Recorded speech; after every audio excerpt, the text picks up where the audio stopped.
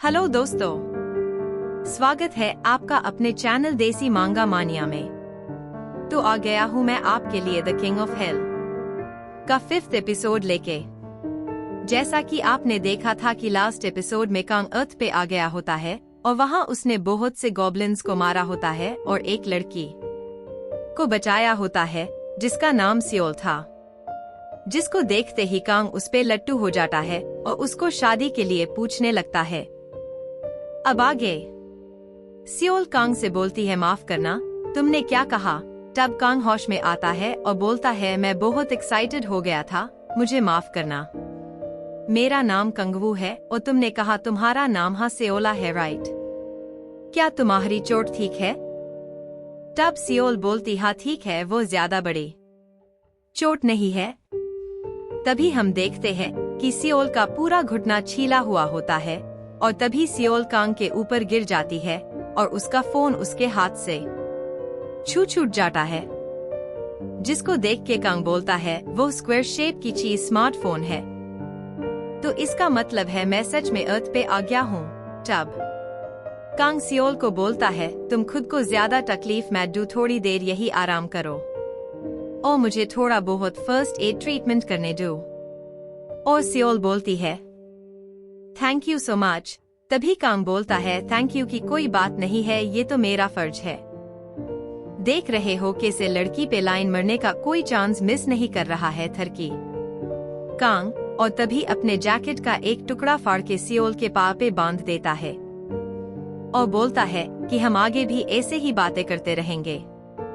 Flirting skills तो देखो, और मन में सोचता है कि अच्छा हुआ जो मैंने हेलमेन डीमन लैंग्वेज को बंद करा के अपनी भाषा में बोलना सिखाया उनको, ताकि मैं जब भी अर्थ पे वापस आऊँ तो मैं अपनी भाषा ना भूलूं। फाइनली मैं अपनी भाषा में बात कर सकता हूँ, किसी डीमन नहीं बल्कि एक इंसान के साथ। इतने में कांग ने सियोल का फर्स्ट एड पूरा कर दिया होता है और बोलता है कि इसको ऐसा ही रहने दूं और ये जल्दी ही ठीक हो जाएगा। तब सियोल बोलती है, थैंक यू मेरा इतना ख्याल रखने के लिए। तब कांग बोलता है, डोंट वरी, और ये रहा तुम्हारा फोन। तभी कांग जानबूझ के फोन का बटन दबा देता है ताकि स्क्रीन ऑन हो सके और स्क्रीन पे लिखा होता है 2024। सियोल कांग को थैंक यू बोलती है और यहाँ कांग मन में सोच रहा होता है कि यहाँ सिर्फ अभी तक 5 साल ही बीते हैं जब से मेन हेल में गिरा था। मैं इतना तो जानता हूँ कि मैंने टाइम सही से कैलकुलेट किया था। अच्छा, तो ये डीमंस यहाँ तभी से आने लागे है जब से मेन हेल में गया था।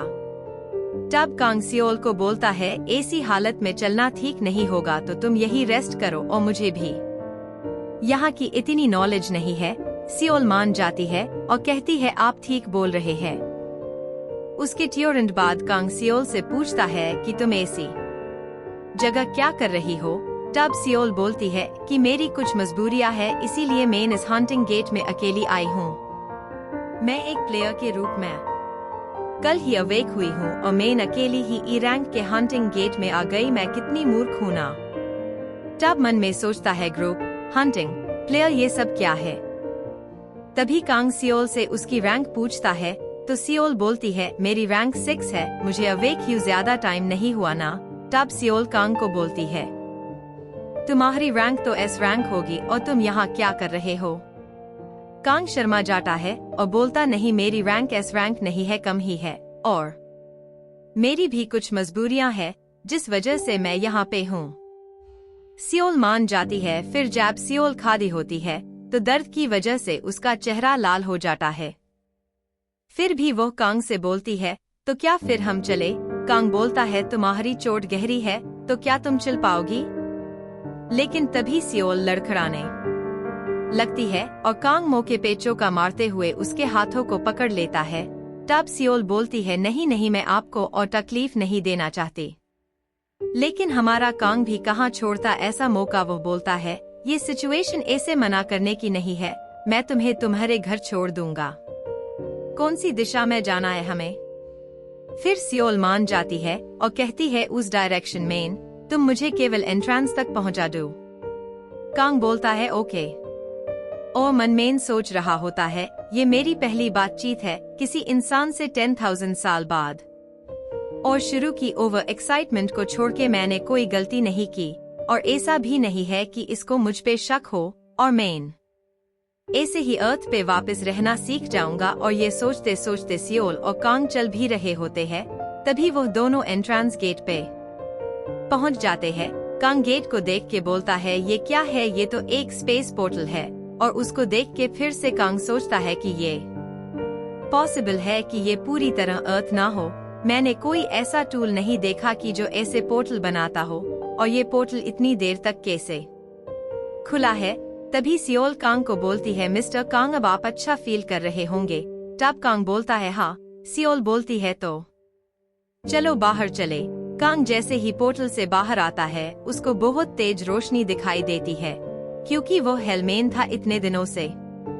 लेकिन वो देखता है कि एक आदमी चिल्ला रहा होता है कि हम लोगों को हायर कर रहे हैं अपने ग्रुप के लिए ई रैंक के गेट को क्लियर करने के लिए। कांग उसको देख के मन में सोचता है कि इसकी 2 आंखें हैं। तभी 2 लोग एक मशीन में देख रहे होते हैं और बोल रहे होते हैं कि हमारे पास कोई टैंकर नहीं है। टैंकर वो होता है जो कि शील्ड बनता है और अटैकर्स और हीलर को प्रोटेक्ट करता है पार। लेकिन कांग तो यही सोच रहा होता है कि 2 आंखें, एक नाक, एक मुंह, ये सभी इंसान ही है। और उसकी आंखों से आंसू आ जाते हैं कि वो फाइनली अर्थ पे आ गया है। उसकी खुशी का ठिकाना नहीं रहता। तभी सियोल कांग से पूछती है, क्या आप मेरे साथ मेरे घर खाने पे चलोगे? एटलीस्ट मैं आपकी हेल्प का थोड़ा सा उधार चुका सकूं। कांग का तो दिल गार्डन हो जाता है। उसकी तो लॉटरी लग गई थी। और तभी कांग बहुत स्टाइल में बोलता है, अरे आप इतना बोल रही हो तो मैं कैसे ना कर सकती हूँ आपकी इस रिक्वेस्ट का। और मन ही मन बहुत खुश हो रहा होता है। तभी 2 पुलिस वाले आते हैं और उन दोनों से पूछते हैं कि आपकी आईडी कार्ड्स दिखाओ। सियोल तो फटाफट से आईडी कार्ड निकालने लगती है, लेकिन कांग के पास तो कोई आईडी कार्ड था ही नहीं। तभी पुलिस कांग को दोबारा बोलती है, तुम्हें अलग से बोलना पड़ेगा क्या? तभी कांग बोलता है, अब कोई और रास्ता नहीं है, मुझे उसका इस्तेमाल करना ही होगा। तभी कांग अपनी एक हिप्नोसिस वाली पावर का प्रयोग करता है और तभी 2 पुलिस वालों में से एक बोलता है, हाँ मैंने तुम्हें जानता हूँ। तभी कांग सियोल से बोलता है, चले फिर हम यहाँ से। सियोल बोलती है, हाँ चलो। सियोल कांग को अपने घर पे लाती है और बोलती है, इस बिल्डिंग में लिफ्ट नहीं है, हमें सीढ़ियाँ ही चढ़नी पड़ेगी। सियोल भी एक गरीब लड़की ही थी।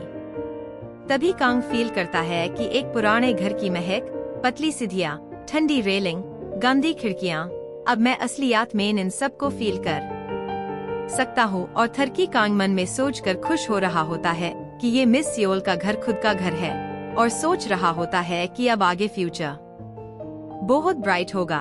अभी से ही सपने देखने लग गया है कांग। और यही हमारे 5th एपिसोड का भी एंड होता है। कमेंट करके जरूर बताना कि ये एपिसोड आपको कैसा लगा। लाइक, शेयर एंड सब्सक्राइब करना हमारे चैनल को, ताकि हम आपके लिए ऐसी ही और भी अच्छी सीरीज लाते रहे। मिलते है अब नेक्स्ट एपिसोड में। तब तक के लिए बाय बाय, टेक केयर।